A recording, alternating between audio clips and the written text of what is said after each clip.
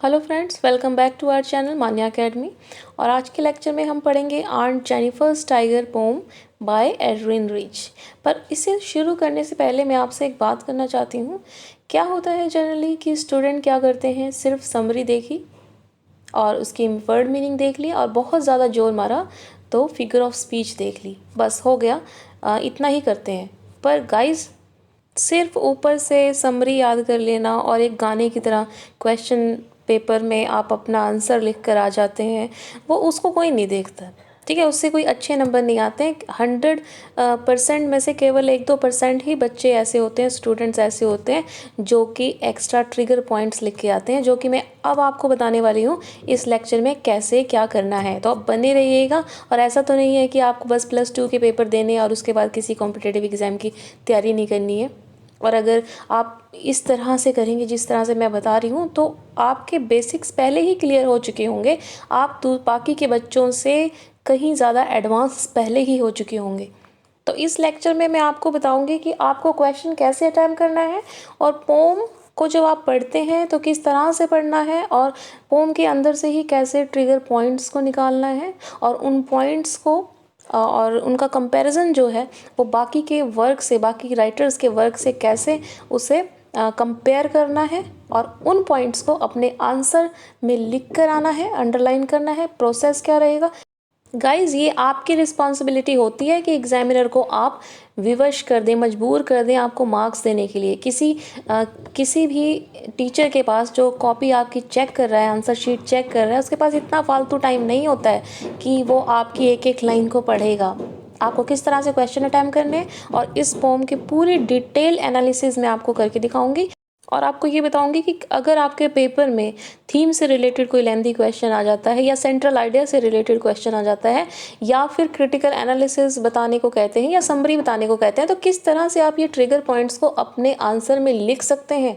कम से कम शब्दों में ज़्यादा से ज़्यादा मार्क्स ले सकते हैं। अब जिन लोगों को जाना था वो तो चले गए, और जो बचे हैं वो 1-2% स्टूडेंट है जो कि मार्क्स ले जाएंगे। तो चलिए शुरू करते हैं पोम। और इसको करने से पहले हम देख लेते हैं थोड़ा सा राइटर्स के बारे में, क्योंकि जब भी आप क्वेश्चन अटैम्प्ट करते हैं ना, चाहे वो रेफरेंस टू द कॉन्टेक्स्ट हो, चाहे वो लेंथी क्वेश्चन हो या कोई भी क्वेश्चन हो, तो आप अगर 1-2 लाइन राइटर के बारे में बता देंगे, सिर्फ 1-2 लाइन, बहुत ज़्यादा नहीं, डिटेल में नहीं बताने की ज़रूरत है, तो इससे एक अच्छा इम्पैक्ट पड़ता है आपके एग्जामिनर के ऊपर जो आपकी कॉपी चेक कर रहा है।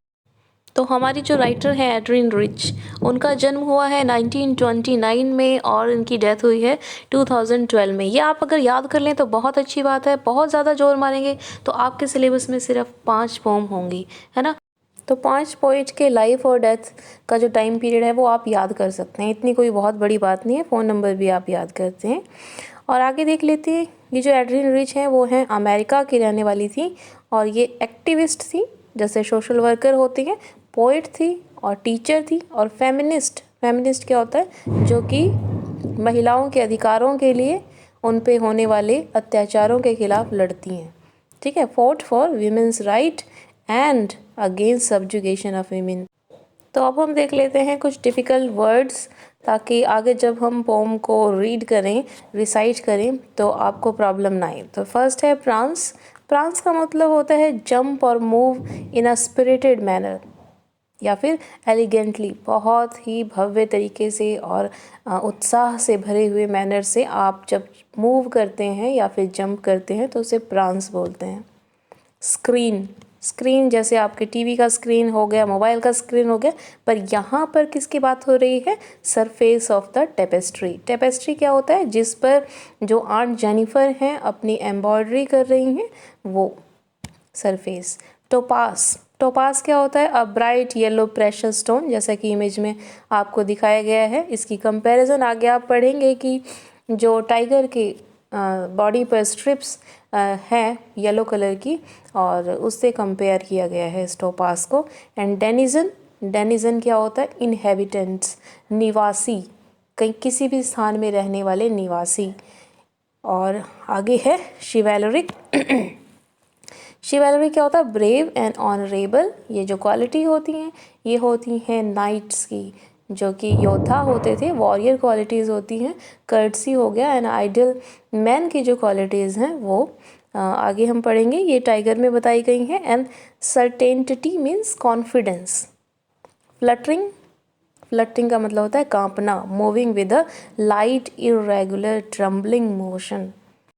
तो नेक्स्ट है मैसिव। मैसिव का मीन्स होता है हैवी, भारी। एंड वेडिंग बैंड जो कि सिंबलाइज करता है कि मैरिटल ड्यूटीज़ जो हैं आंट जेनिफर की वो दिखाएगा। और रिंग्ड मतलब confident of tied up. And ordeal का मतलब होता है अनप्लेजेंट और पेनफुल एक्सपीरियंसेस जो कि आंट जेनिफर ने अपनी शादीशुदा ज़िंदगी में महसूस की। एंड मास्टर्ड क्या होता है, कंट्रोल्ड बाय। किसी के ऊपर आप किसी को स्लेव बना लें या मास्टर कर लें या टेम कर लें। और पैनल क्या होता है, पैनल है फ्लैट बोर्ड। तो चलिए आप पोम को जल्दी से रिसाइट करना शुरू करते हैं। Aunt Jennifer's tigers prance across a screen, bright topaz denizens of a world of green. They do not fear the men beneath the tree. They pace in sleek, chivalric certainty. तो क्या meaning है first line का? Aunt Jennifer's tigers. Aunt Jennifer का जो tiger है press, press मैंने क्या बताया था आपको, मूव एलिगेंटली। और आप ऐसे भी कह सकते हैं to move about with quick and high steps often because you feel proud and pleased with your self. मतलब इठला कर चलना। जो उसके टाइगर हैं जो एम्ब्रॉयडरी में वो बना रही हैं वो कैसे चल रहे हैं, बहुत ही अपने ऊपर प्राउड फील करके, इठला कर, अकड़ कर, मतलब अच्छे तरीके से, नेगेटिव सेंस में नहीं है ये। और अक्रॉस द स्क्रीन, उन स्क्रीन मतलब जो कि वो एम्ब्रॉयडरी कर रही हैं उसका जो सरफेस है टोपेस्ट्री बोर्ड का, उसके सरफेस पर क्या कर रहे हैं, वो चल रहे हैं। Bright topaz denizen of a world of green. किसकी तरह दिख रहे हैं? Bright topaz. टोपास मैंने आपको बताया था कि बहुत ही चमकदार और वैल्यूएबल प्रेशस स्टोन होता है। वो कंपैरिजन की गई है विदाउट यूजिंग एज और लाइक। तो यहाँ पर क्या होगा, यहाँ पर होगा मेटाफर। मैंने आपको बताया था अगर दो चीज़ों में कंपैरिजन हो और एज और लाइक ना हो तो वहाँ पर मेटाफर होता है। तो इसको जो ब्राइट टोपास किसको कहा है? जो टाइगर्स हैं आंट जेनिफर्स के, उनको कहा गया है, जो कि वो एम्ब्रॉयडरी करके बुन रही हैं, बना रही हैं अपनी टोपेस्ट्री बोर्ड पर। Denizen of a green, a world of green. तो डेनिजन क्या होता है? डेनिजन होता है निवासी, ऑक्यूपेंट। कहाँ का? World of green. ग्रीन संसार का। अब ये ग्रीन संसार जो है वो जंगल के लिए यूज़ किया गया है, ठीक है। तो they do not fear the man beneath the trees. और उन्हें डर नहीं लग रहा है जो कि इंसान बैठे हुए हैं, मैन बैठा हुआ है किसके? Beneath the trees. उन्हें बिल्कुल भी डर नहीं लग रहा, फियरलेस है। They pace in sleek chivalric certainty. और वो पेस मीन्स चलना, और वो चल रहे हैं स्लीक, क्विक, शिवैलरिक सर्टेनिटी। किस तरह से? शिवैलरिक। शिवैलरिक क्या होता है? हीरोइक क्वालिटीज़ होती हैं, ये नाइटहुड की क्वालिटीज़ होती हैं। और कर्टसी, शिवैलरिक, वॉरियर क्वालिटीज़ जो होती हैं एक एन आइडियल जेंटलमैन में होती है। इस तरह से वो चल रहा है और उसे बिल्कुल भी डर नहीं लग रहा है उस मैन का जो कि पेड़ के नीचे बैठा हुआ है। तो ये तो था फर्स्ट स्टैंजा का एक्सप्लेनेशन, सिंपल सा एक्सप्लेनेशन था। हम सेकंड का एक्सप्लेनेशन कर लेते हैं और फिर उसके बाद हम ट्रिगर पॉइंट्स को हम डिस्कस करेंगे, क्योंकि हमें दोनों चीज़ें मिल जाएंगी। आंट जेनिफर्स का टाइगर की जो क्वालिटीज़ हैं वो भी मिल जाएंगी, और आंट जेनिफर के बारे में हम आगे पढ़ेंगे, वो भी मिल जाएगा। तब हम बताएंगे कि ट्रिगर पॉइंट आपको किस तरह से लिखने होते हैं अपने क्वेश्चन के आंसर में।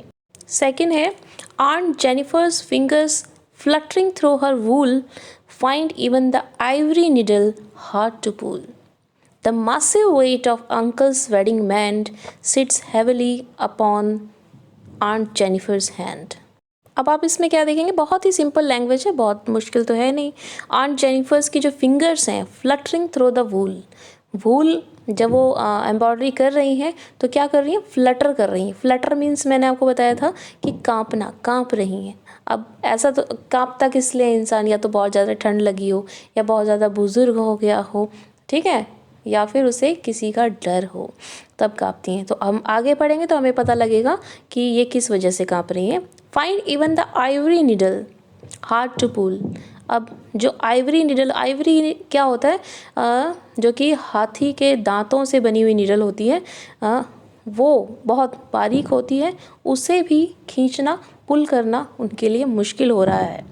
The massive weight of uncle's wedding band, किस लिए मुश्किल हो रहा है कि जो मासिव वेट है अंकल के वेडिंग बैंड का, वेडिंग की जो रिंग है उसका भार जो है आंट जेनिफर्स के फिंगर्स में, हैंड में बहुत ज़्यादा भारी हो रहा है। अब लिटरली तो जो अंगूठी होती है वो इतनी भारी नहीं होती है, पर यहाँ पर फिगर ऑफ स्पीच कौन सी आप कहेंगे, हाइपरबली। हाइपरबली का यूज़ हुआ है, बढ़ा चढ़ा कर बात कही गई है। कि क्यों बढ़ा चढ़ा कर बात की गई है, ताकि इससे बताया जा सके कि जो आंट जेनिफर हैं वो कितनी ज़्यादा परेशान हैं और उन्हें कितने बैड एक्सपीरियंसेस हुए हैं अपनी मैरिड लाइफ से। तो ये तो थी सिंपल सी एक्सप्लेनेशन। आप कहेंगे इसमें क्या ख़ास बात है, हम और जो वीडियोस हैं यूट्यूब में वो भी देखते हैं, उसमें भी इंग्लिश की हिंदी बता देते हैं और हो जाता है। पर अब आते हैं हम मुद्दे की बात पर, और मुद्दे की बात ये है कि आप सबसे पहले देखते हैं हम राइम स्कीम इसकी क्या है। राइम स्कीम अगर हम देखें तो वुल, पुल, बैन, हैंड, ठीक है। तो ये क्या मैच कर रहे हैं ना, तो A B B C C D D इस तरह से हम इसे लिख सकते हैं। पर क्या आपने एक बात नोट की, वो ये कि यहाँ पर देखिए कि एक लाइन हम पढ़ते हैं, फिर दूसरी लाइन के बाद सीधा जाके फुल स्टॉप आता है, ठीक है। फर्स्ट लाइन खत्म हुई, फिर दूसरी, फिर चौथी में आ रहा है, फिर छठी में आ रहा है, फिर आठवीं में आ रहा है। एक पैटर्न है, सिस्टमेटिक पैटर्न है। एड्रियन रिच ने कहीं पे भी ऐसे ही कोमा नहीं लगाया है, सेमीकोलन नहीं लगाया है, ना ही कहीं पे ब्रेक लिया है। क्यों ऐसा क्यों किया है, क्या आपने सोचा है कभी? क्योंकि जो सब्जेक्ट मैटर है हमारा यहाँ पर कि जो आंट जेनिफर हैं उन्हें आज़ादी नहीं है कुछ कहने की, अपने विचारों को प्रकट करने की। वो क्या करना चाहती हैं लाइफ में, ये करने की आज़ादी नहीं है। वो दबी हुई हैं रिस्पॉन्सिबिलिटीज़ से। इस प्रकार से जो हमारा पैटर्न है, जो स्ट्रक्चर है, वो भी कंट्रोल्ड है, मास्टर्ड है, ठीक है ना। ये बात समझ में आई आपको? और अगर हम आगे देखें तो यहाँ पर लूज आयम्बिक पेंटामीटर, मीटर कौन सा है, लूज है। कहीं पर आपको फॉलो करता हुआ दिखेगा अनस्ट्रेस्ड, स्ट्रेस के द्वारा, और कहीं पर नहीं करता हुआ दिखेगा। क्यों? क्योंकि जिस तरह से आंट जेनिफर की जो लाइफ है वो बिखरी हुई है, उसी तरह से जो मीटर है ना वो भी बिखरा हुआ है। तो थर्ड आपका ट्रिगर पॉइंट ये रहेगा कि जो टाइगर है वो आपको कैसे पता चला कि ये जो टाइगर है वो असली नहीं है, क्योंकि वो एम्ब्रॉयडरी कर रही है सिर्फ इसलिए? नहीं नहीं नहीं, ये इसलिए नहीं। बात क्या है यहाँ पर, बात को समझने की कोशिश कीजिए। यही तो एसेंस है पोम पढ़ने का, ठीक है ना। देखिए जो एड्रियन रिच है उन्होंने इस्तेमाल किया है शिवेलरी शब्द का, शिवेलरिक क्वालिटीज़ का, डेनिजन का यूज़ किया है यहाँ पर। जब वो आंट जेनिफर अपने टाइगर्स को बुन रही हैं, क्या दिखाने के लिए, जो शिवेलरी है वो क्या है, वो क्वालिटीज़ है किसकी क्वालिटीज़ है, ये क्वालिटीज़ है एक आइडियल नाइट्स की, करेज, ऑनर, कर्टसी, जस्टिस और रेडीनेस टू हेल्प अदर्स। ये क्या है, एक आइडियल नाइट्स की क्वालिटीज़ हैं जो कि स्टफ्ड है of medieval romances more than any real historical period. कि ये कोई असली के जो राजा और जो नाइट्स हुए हैं, योद्धा हुए हैं, उनकी कहानियाँ नहीं हैं। ये मिडिवल टाइम में किंग अर्थर की आप कहानी अगर सुनेंगे तो उनमें उनके किंग अर्थर और राउंड टेबल की कहानियाँ सुनेंगे तो उसमें देखेंगे कि उनके 12 नाइट्स होते हैं, और 12 नाइट्स के 12 जैसे 12 नाइट हैं तो उनमें 12 क्वालिटीज़, आइडियल क्वालिटीज़ होंगी, वो दिखाए गए हैं उनके टाइगर में। और जो कि सिर्फ एक काल्पनिक कहानियाँ हैं, कोई हिस्टोरिकल कहानियाँ नहीं, असली में वो योद्धा मौजूद नहीं थे। तो ये जो है ये किस पर आरोपित किया गया है, ये किस पे ये क्वालिटीज़ इम्पोज की गई हैं, वो की गई हैं आंट जेनिफर के टाइगर में। और अगर आप देखें तो जो एड्रियन रिच हैं उन्होंने बहुत ही एलिक्वेंट लैंग्वेज का प्रयोग किया गया है, यूफिज्म का प्रयोग किया है, जैसे कि टोपास हो गया, डेनिजन हो गया, शिवेलरिक हो गया, और प्रांसिंग जो शब्द है उसका इस्तेमाल किया। जो टोपास है वो क्या है, प्रेशस स्टोन है, और डेनिजन हम इसकी जगह रेजिडेंट भी कह सकते थे, पर यहाँ पर डेनिजन बहुत ही बढ़ा चढ़ाकर जो लैंग्वेज है, बहुत ही सोफेस्टिकेटेड लैंग्वेज का प्रयोग किया गया है। और शिवेलरी जो है वो है क्वालिटी, नाइटहुड की क्वालिटीज़ होती हैं। और यहाँ पर क्यों दिखाया गया है, जो इसके द्वारा क्या दिखाया गया है कि जो आंट जेनिफर है उसके इनर बीइंग को शो किया गया है। उसका इनर बीइंग जो है वो क्या चाहता है, उसके मेल काउंटर पार्ट से रिस्पेक्टफुल लाइफ चाहता है। और ये सब क्वालिटीज़ उसने अपने द्वारा जो है टाइगर में दिखाई हैं, जो कि एक अनरियल वर्ल्ड है, जो कि वो रियलिटी में अचीव नहीं कर सकती है। वो महज उसकी कल्पना है जो वो चाहती थी, पर वो ऐसा नहीं कर पा रही, तो वो क्या कर रही है, अपने जो इमोशंस हैं उसको एम्ब्रॉयडरी के ज़रिए एक्सप्रेस कर रही है।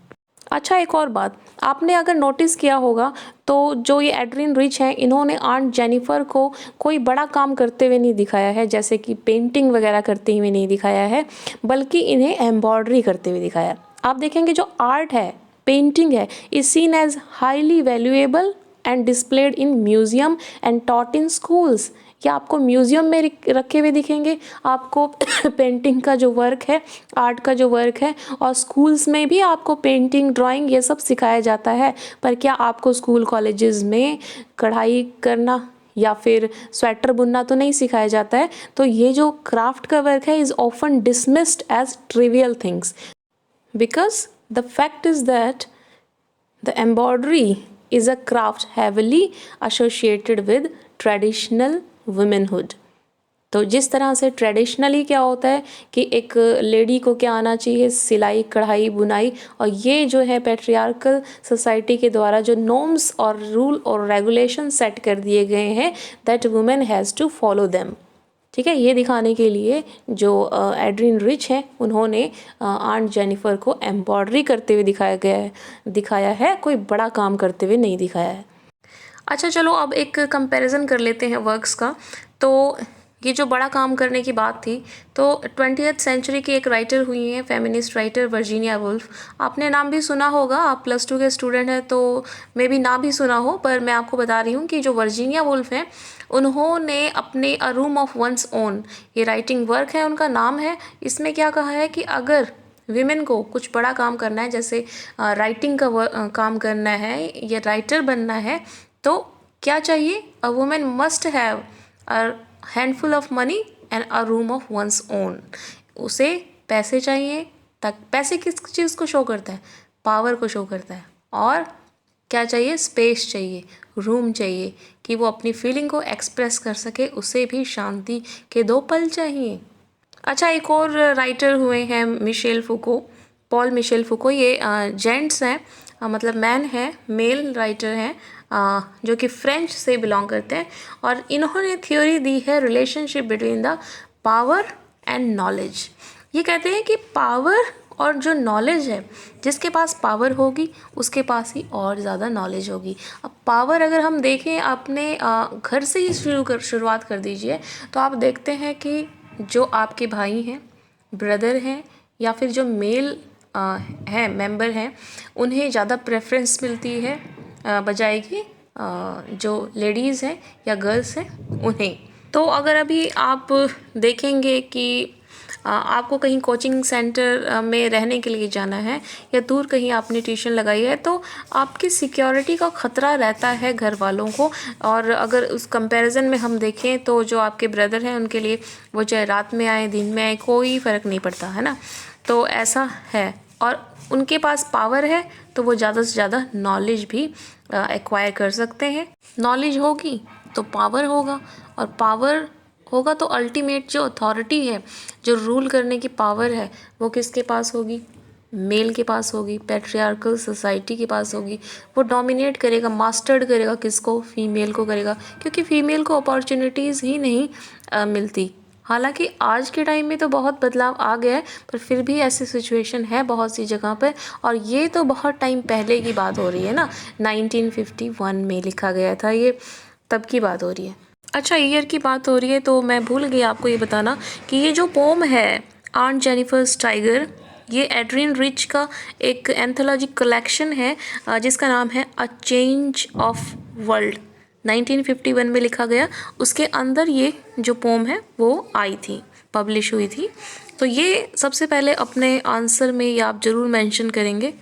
अच्छा, जो पावर और नॉलेज की बात हो रही थी कि मेल को ज़्यादा प्रेफरेंस दी जाती है, तो इस पर जो वर्जीनिया वुल्फ हैं, उन्होंने एक काल्पनिक करेक्टर जो है डेवलप किया है वो है जूडिथ शेक्सपियर, जो कि शेक्सपियर आपने पोइट का नाम सुना होगा, प्ले राइट का नाम सुना होगा। तो उनकी काल्पनिक सिस्टर इन्होंने बनाई। ये फिक्शनल है, रियलिटी में नहीं है। वो कहती हैं कि यदि उनकी कोई बहन होती और उन्हें उतनी ही प्रेफरेंस दी जाती, उन्हें उतनी ही सुविधाएं मिलती, तो वो शेक्सपियर से भी आगे जाती, उससे भी अच्छी राइटर बनती। तो अगर आपने नोटिस किया हो कि एक और यहाँ पर पॉइंट हो सकता है कि जो आर्ट जेनिफर हैं उन्होंने टाइगर को उतारा है अपनी एम्ब्रॉयडरी के ज़रिए, टाइग्रेस को नहीं उतारा है। क्यों? कहीं ना कहीं जो ये मेंटालिटी है, ये अंदर जो हमारे या आंट जेनिफर के सबकॉन्शियस माइंड में क्या फिट कर दिया गया है कि जो मेल है ना वही सुपीरियर है। तो उसने टाइगर को अपने अंदर के टाइगर को दिखाना चाहे, टाइग्रेस को नहीं दिखाना चाहे। ये भी एक पॉइंट हो सकता है अगर आप अपने आंसर में लिखें तो। और यहाँ पर सेकंड स्टैंजा में आप देखते हैं कि एड्रिन रिच ने आइवरी वर्ड का यूज़ किया है। वैसे आप ऊपर ऊपर से देखते हैं तो आइवरी का मतलब होता है कि एलिफेंट के दांतों से जो बना निडल होता है, बहुत ही पतला होता है, बारीक, और उसकी बात की गई थी, है ना। पर हम यहाँ पर देखेंगे, मैं आपको बिल्कुल डीप से डेप्थ नॉलेज दूंगी, और इस पॉइंट को यदि आप अपने एग्ज़ाम में आंसर में लिखेंगे तो आपको बहुत ही अच्छे मार्क्स मिलने वाले हैं।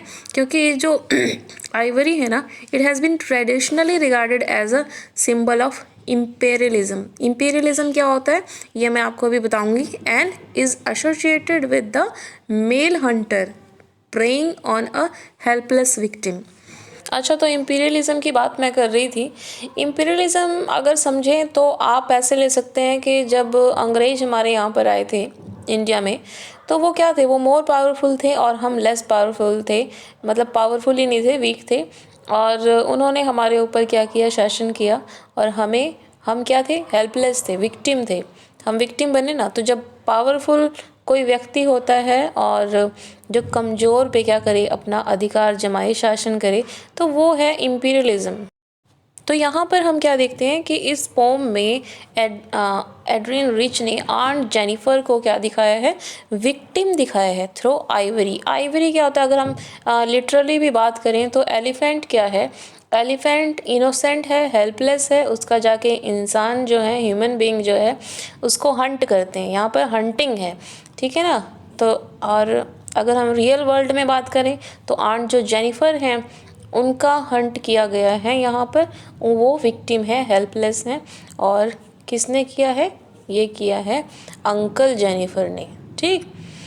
और इसी वजह से जो आंट जेनिफर हैं वो आइवरी निडल को पुल करना उनके लिए हार्ड हो रहा है, और उनके हाथ में जो वेडिंग रिंग है वो, उसका जो वेट है वो मैसिव है, क्योंकि वो जो है टॉर्चर की जा रही हैं। उनके ऊपर जो है अधिकार है, किसका है, अंकल जेनिफर का। वो मेल डोमिनेटेड और पैट्रियार्कल सोसाइटी को दिखा रहे हैं। तो जल्दी से अब लास्ट स्टैंजा भी हम कर लेते हैं। लिखा है व्हेन आंट इज़ डेड। अब यहाँ पर आंट को डेड बताया है। Her terrified hands will lie still ringed with ordeal she was mastered by, and the tigers in the panel that she made will go on prancing, proud and unafraid। तो first line में पता चलता है कि जब aunt Jennifer जो है वो मर गई हैं, and she her terrified hands will lie still ringed with ordeal she was mastered by, कि उनके हाथ जो हैं वो अभी भी टेरिफाइड हैं, डरे हुए हैं, और उनके हाथ में अभी भी वो रिंग है जो कि दर्शा रही है कि वो उनके ऊपर अथॉरिटी थी। किसकी थी, अंकल जेनिफर की। और ये ऑर्डील का मतलब क्या होता है, बैड एक्सपीरियंसेस, पेनफुल एक्सपीरियंसेस जो उन्हें गेन हुए हैं अपनी मैरिज लाइफ से। तो यहाँ पर पोइट क्या बताना चाह रहा है कि जो आंट जेनिफर हैं वो इवन मरने के बाद भी अपने जो बैड ऑर्डील्स जो उनके थे, पेनफुल एक्सपीरियंसेस थे, वो उनसे अभी भी उन्हें छुटकारा नहीं मिला है। वो अभी भी उस बंधन में बंधी हुई हैं। वो क्या बता रहा है, जो रिंग है अभी भी उनके हाथ में है। The tigers in the panel. और कंट्रास्ट में क्या दिखा रहा है कि जो पैनल में उन्होंने टाइगर बनाया है ना, जो उन्होंने अपने एम्ब्रॉयडरी में टाइगर बनाया है, that she made will go on prancing, वो उतने ही इठला कर चलेगा, उतने ही प्राउड के साथ चलेगा और अनअफ्रेड चलेगा।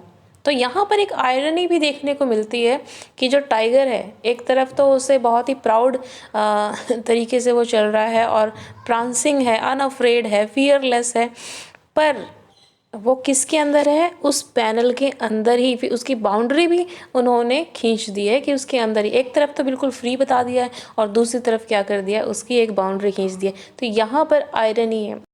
अगर मैं आपको दूसरा बेस्ट एग्जाम्पल दूँ तो एक विक्टोरियन एज के राइटर हुए हैं चार्ल्स डिकन्स, उन्होंने लिखा है ओलिवर ट्विस्ट।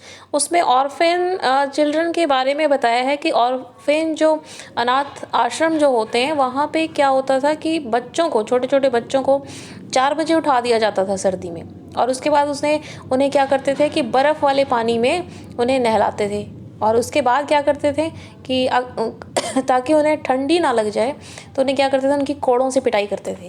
तो अब आप मुझे ये बताइए कि आपको हंसी आ रही है इस बात पर या आपको दुख महसूस हो रहा है? ये आयरनी है सिचुएशन की, ठीक है। अब दूसरा एग्जाम्पल मैं आपको देती हूँ।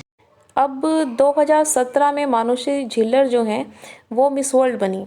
अब उनसे जो है आखिरी सवाल पूछा गया कि ऐसी कौन सी जॉब है जो सबसे ज़्यादा रिस्पेक्टेबल है और हाईली पेड जॉब है। तो उनका आंसर था कि एक मदर की जो जॉब है कि वो अपने बच्चे को पढ़ाती है, लिखाती है, उनकी केयर करती है और अपने जो भावनाएं हैं, अपने जो इमोशंस हैं और जो अपने सपने हैं, उन्हें छोड़कर जो है अपनी फैमिली को पूरा ध्यान देती है। तो वो एक ऐसी जॉब है जो हाईली रिस्पेक्टेबल है और हाईली पेड है।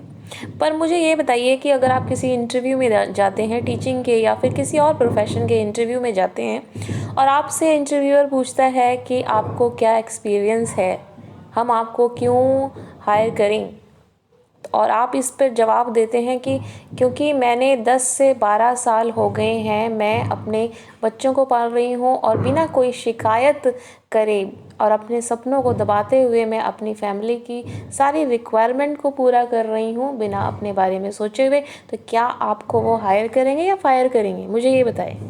तो यही है आयरनी सिचुएशन की। एक तरफ तो ये जवाब देने पर मानुषी झिल्लर जी को जो है वो मिस वर्ल्ड बना दिया गया और दूसरी तरफ आपको एक छोटी सी नौकरी नहीं मिलती है इस बात पे। हालांकि इस बात की मुझे खुशी है कि मानुषी झिल्लर जी के इतने उच्च विचार हैं। तो यहाँ पोम में भी हम देखते हैं कि एक तरफ तो जो टाइगर है उसको तो फियरलेस बताया है, वो बहुत ही प्राउडली चल रहा है लाइक अ नाइट, जैसे नाइट में शिवैलरी क्वालिटीज़ होती हैं वैसे चल रहा है। पर वो उसका जो एक लिमिट जो है ना वो डिसाइड कर दी गई है कि वो उस ट्रॉपेस्ट्री की जो पैनल है उसी में ही चलेगा और हमेशा चलता रहेगा, पर उसकी जो है एक लिमिट डिसाइड कर दी। तो ये आयरनी है सिचुएशन की। और यहाँ पर जो ये टाइगर है ना वो कंट्रास्ट दिखा रहा है, कंट्रास्ट दिखा रहा है। तो हम कह सकते हैं ये एक फॉयल को रिप्रेजेंट कर रहा है, FOIL फॉयल। अगर ये शब्द आप अपने आंसर में लिखते हैं तो 100% आपके अच्छे मार्क्स आपको मिलने वाले हैं। फॉयल का मतलब मैंने आपको शार्लेट ब्रॉन्टे की जेन आयर जो नॉवल था वो समझाया था, उसमें भी समझाया था, वहाँ पर पढ़ाया था मैंने आपको, फिर से बता देती हूँ। फॉयल का मतलब होता है जब आपने देखा होगा कि जब हीरो की बॉडी शॉडी दिखानी होती है तो क्या करते हैं, उसके जो पीछे के जो लोग होते हैं उसको बिल्कुल वीक दिखाते हैं, मरे मरे से दिखाते हैं, दुबले पतले दिखाते हैं ताकि उसकी बॉडी जो है उभर कर आए, उसकी जो डोले शोले हैं वो उभर कर आए। अब यहाँ पर क्या है कि आंट जेनिफर जो है उसको वीक दिखाने के लिए हमें दूसरी तरफ कंट्रास्ट में टाइगर को बहुत ही पावरफुल दिखाना पड़ा है, तो उसके कारण जो उसकी जो वीकनेस है वो उभर कर आ रही है। तो ये क्या कर रहा है, टाइगर जो है एक फॉयल का काम कर रहा है यहाँ पर। और अगर आप ध्यान से देखेंगे तो ये जो पोम है वो 3rd person point of view से लिखी गई है। आप यहाँ पे देखेंगे आपको अगर ऊपर से देखेंगे तो आपको यहाँ पर 3 कैरेक्टर नज़र आएंगे। एक तो आंट जेनिफर है, एक अंकल जेनिफर के बारे में बताया है और दूसरा टाइगर के बारे में बताया। पर ये बता कौन रहा है, वो 4th कैरेक्टर है। यहाँ पर 4 कैरेक्टर हैं। अब क्योंकि जेनिफर को आंट का है तो ऑब्वियस सी बात है कि वो उनकी नीस होगी, भतीजी होगी, तभी उनको आंट बोल रही है। तो जो कि उनकी सिचुएशन को सुधारने के लिए तो कुछ नहीं कर पा रही है, पर वो उसको बता रही है कि किस तरह की उनकी सिचुएशन थी। तो ये था हमारा एक्सप्लेनेशन, और ये जो मैंने यहाँ पर लिखा है इसके आप स्क्रीनशॉट ले सकते हैं और इसे जो है अपने आंसर में लिख सकते हैं। तो यहाँ पर हमने अभी इसमें जो है डिस्कस किया था वर्जीनिया वुल्फ की to be a writer what a woman need, a handful of money, a room of one's own. और एड्रियन रिच ने एक जो है थियरी दी है, एक फ्रेज कॉइन किया था, वो था कंपल्सरी हिट्रोसेक्सुअलिटी एंड लेस्बियन एग्जिस्टेंस। इसमें क्या बताता है कि जब हिट्रोसेक्सुअलिटी क्या होती है, दो अपोजिट सेक्स, जैसे जब मैरिज होती है तो क्या होता है, एक मेल होता है एक फीमेल होता है, देन कंपल्सरी होनी चाहिए, ये दोनों होनी चाहिए। देन लेस्बियन एग्जिस्टेंस, अब लेस्बियन का मतलब ये नहीं है कि लड़की लड़की जो आपस में हस्बैंड वाइफ हो, ये नहीं है। इसका मतलब है कि जो एक वुमेन की जो क्वालिटीज़ हैं, वुमेनहुड है, उसकी एग्जिस्टेंस होनी चाहिए। अब क्या है कि जो मेल होता है वो सप्रेस करता है और वुमेन के इमोशंस को, उसकी फीलिंग्स को उसे आगे नहीं बढ़ने देता है, पर वुमेनहुड को सेलिब्रेट करना चाहिए, उसकी भी एग्जिस्टेंस होनी चाहिए। ये चीज़ दिखाई गई है यहाँ पर। तो आगे है मिशेल फूको का रिलेशनशिप जो उसने दिखाया है पावर और नॉलेज का। ये हमने डिस्कस किया था कि कैसे जिसके पास पावर होगी उसी के पास नॉलेज होगी, और ज़्यादा नॉलेज होगी तो और ज़्यादा पावर आएगी, तो ये दिखाया था। और वर्जीनिया वुल्फ ने जूडिथ शेक्सपियर, जो कि उनकी एक फिक्शनल, एक इमेजिनेटिव सिस्टर थी, किसकी, शेक्सपियर की, उन्होंने किसने की थी, ये डेवलप की थी, किसने, वर्जीनिया वुल्फ ने। और अगर दूसरी तरफ हम देखें तो विलियम ब्लेक का जो टाइगर है उसको किस तरह से दिखाया गया है, उसे दिखाया गया है टाइगर बर्निंग ब्राइट और फियरफुल सिमेट्री दिखाया गया है, और जो फायर दिखाया गया है उसकी आइज़ में। और यहाँ पर एड्रियन रिच के टाइगर जो है वो बहुत ही एलिगेंट दिखाया गया है, नाइटहुड क्वालिटीज़ के साथ दिखाया गया है, शिवेलरी क्वालिटीज़ के साथ दिखाए गए हैं, और कर्टसी दिखाई गई है, प्रांसिंग और डेनिजन, इस तरह के शब्दों का इस्तेमाल किया गया है, जो कि दर्शाता है कि जो आर्न जेनिफर का टाइगर है वो रियल नहीं है, उसकी इमेजिनेशन है जो कि वो पाना चाहती है। तो गाइज़ ये तो थी आज की पोम। अगर आपको अच्छी लगी हुई तो वीडियो को लाइक कीजिएगा, चैनल को सब्सक्राइब कीजिएगा। Bye for now.